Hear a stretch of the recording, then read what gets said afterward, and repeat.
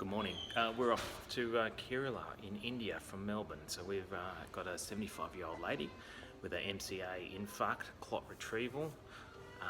Unfortunately, she had hemorrhagic transformation, so she's had a clot that was retrieved, and she had a bleed polyps in that procedure. That she's now week 12, and so it's been a significant delay in her recovery. She wasn't engaged in physiotherapy, and she was a bit agitated and screaming, and non-English speaking background made it quite difficult.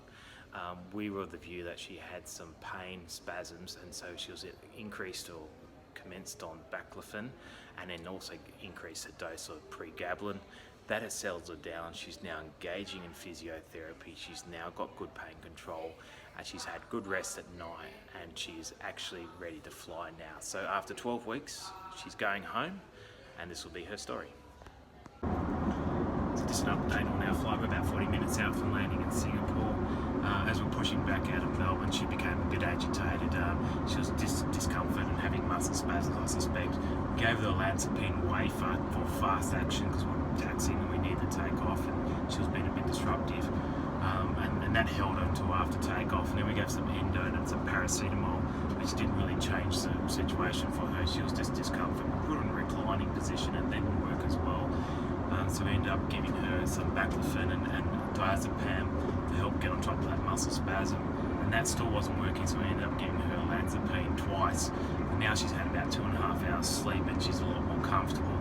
So she's a larger lady needing high dosage to keep her comfortable. So that's our story, landing off now. So just a quick update. It's taken us an hour to get some medication for her to agree to take some oral medication, and then the effect of it's taken another hour. So we've given her 5 milligrams of diazepam, 5 milligrams of endone, some more paracetamol, and some 1 milligram of lorazepam, and taken her out for a wander in the airport. And now we've finally got a compliant patient who was delirious before, over fatigued, and unable to stop yelling in the lounge here, which was putting at risk the mission. And it's really taken a whole hour to 2 hours to ramp it up to the point that we've got some sedation on her, and she's ready for the next flight. We're boarding in about an hour from now. We'll be off flying. So yeah, there's not a lot of wiggle room, trying to get these clients ready for the next phase. And if they fight it, it takes really a lot of effort trying to convince them to be compliant. Anyhow, challenges. Well, okay, so we're in Cochin, Kerala, India, and the ambulance is just loading in the background there. So she's had a fair bit in Singapore, and we had a good flight. She slept the whole way. She needed to.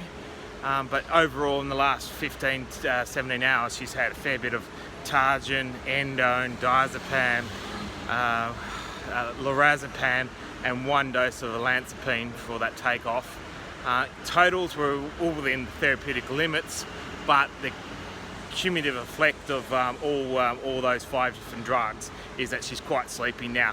Look, she's arousable when I do some central chest stimulus, and her eyes are reactive, and she's moving her arms where she could withdraw into pain, but she's very sleepy, and she's going to wear that off over the next few hours. We'll follow the family tomorrow and get a bit of an update in the next couple of days. But look, she made it.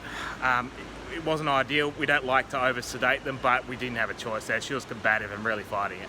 So bite my finger and a few other things. So this is the challenges with essentially brain injury patients and trying to get them flying home long distances. So that's our update to India. Hope you enjoyed it. Bye for now.